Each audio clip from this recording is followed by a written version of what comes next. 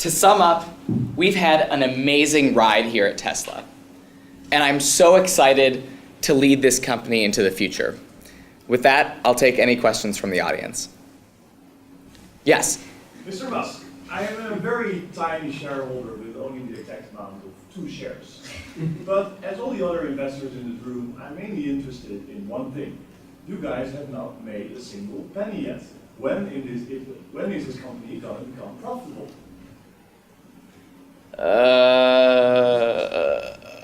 Stop. You all know what this feels like, don't you? And this is not where you want to be. Today, we will provide you with one of your last lessons at the GSB.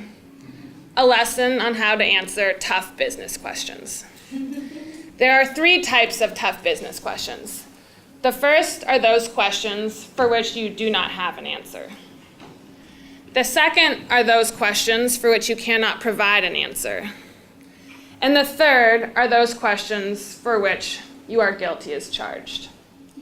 We will provide you with an example of each one of these questions and then offer some suggestions on how to best address each of those questions. But first, I would like to offer credit to Jerry Weissman's book, In the Line of Fire, from which we synthesized many of these suggestions. So, what does it look like when you don't know the answer to a question? When is your Hawaii office opening? I'm looking for a job. Are you kidding me? I'm the CEO of Tesla, for crying out loud. I have better things to worry about. Maybe August or December. Stop. There is a much better way to address a question for which you do not have an answer. First, begin by rephrasing or restating the question as you best understood it. This will do 2 things. It'll ensure that the audience member feels heard, but it will also confirm for you the question for which you must ultimately provide an answer. Second, no audience member expects you to be a walking encyclopedia. So if you don't know the answer, admit it. You really have nothing to gain and have everything to lose by lying. If you lie, you provide inaccurate information and you risk damaging your reputation. Finally, best practice is to actually commit to following up, and do follow up. You can even demonstrate this intent by asking for that audience member's business card or contact information. So let's try that again. When do you open your Hawaii office? I'm looking for a job. So you want to know when you might be able to apply for a job in Hawaii. To be honest, I don't know exactly when our Hawaii office will be opening. However, I do know that we are rapidly expanding all across the globe and are looking for talented individuals in many locations. I do actually have my head of HR, Leslie, here with me. She'd be happy to meet with you after this presentation. She'd know when the Hawaii office will be opening, and she'd be happy to answer any other questions that you might have. Now, what do you do if you receive a question to which you cannot answer? Maybe because of confidentiality reasons. Let's try this.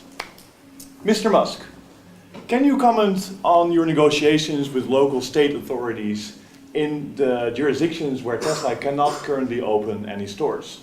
Have you made any political contributions in those states, maybe? Of course. We'd be silly not to. We have a good friend, an old fraternity brother of the CFO, Jerry Arlen.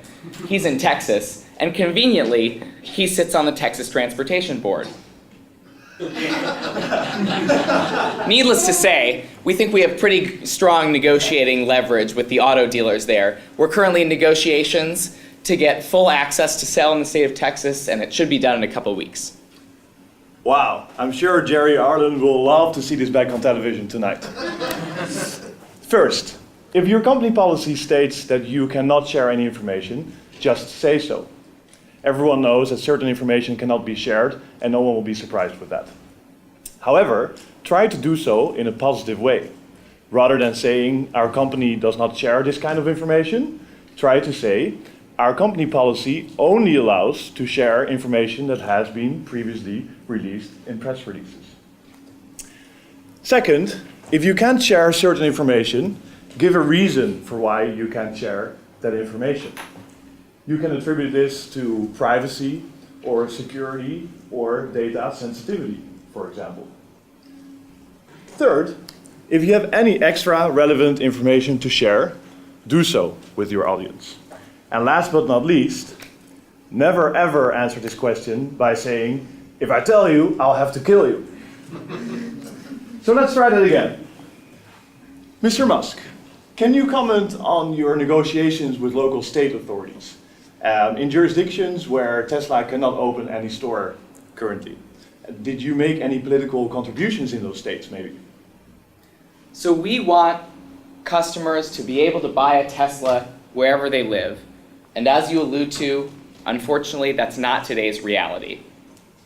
However, we are in negotiations with several state authorities across the United States, and we're working hard to bring Tesla customers those cars.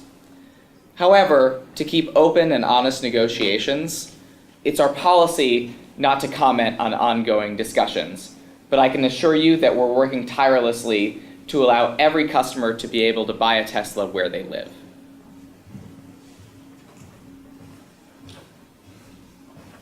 That was way better. You're doing well, but you're not off the hook yet. I still have one more question for you and one more advice for you. What should you do if the questionnaire has a valid point? What if he asks something that points out one of your weaknesses? So let's try this.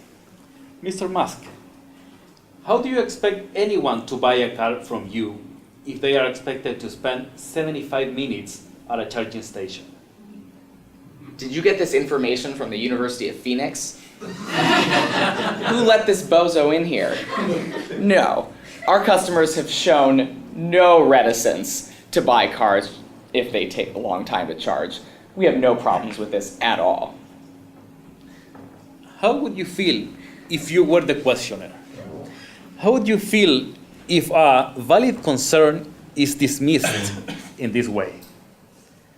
I will explain you a better way of answering, a different way of answering.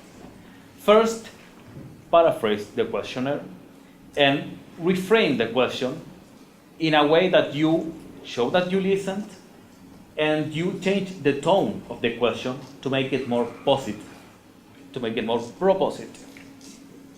Then, agree with the questioner. He has a valid point.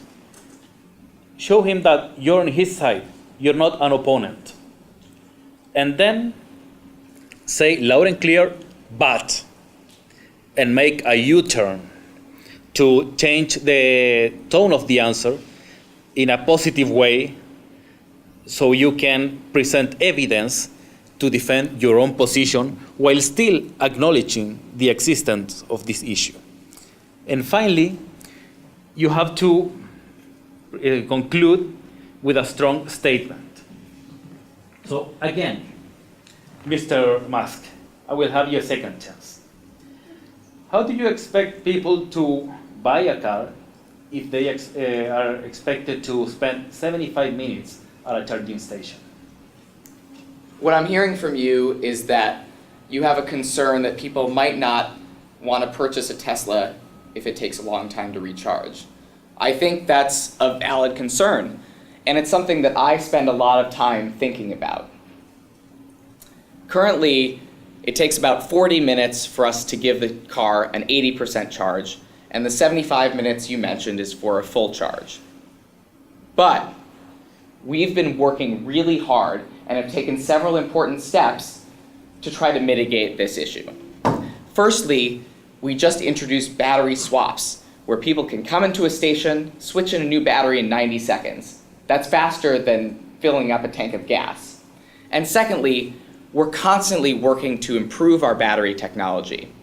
And as we can charge the car faster, we're going to get people out on the road faster, and more people will want to buy our amazing vehicles. That was the answer I wanted to hear the first time. Congratulations. So let's recap. What we learned today? We learned how to answer 3 questions. When you don't know the answer, say so and offer follow-up. When you can't answer, just don't, but always provide a reasonable explanation for not answering.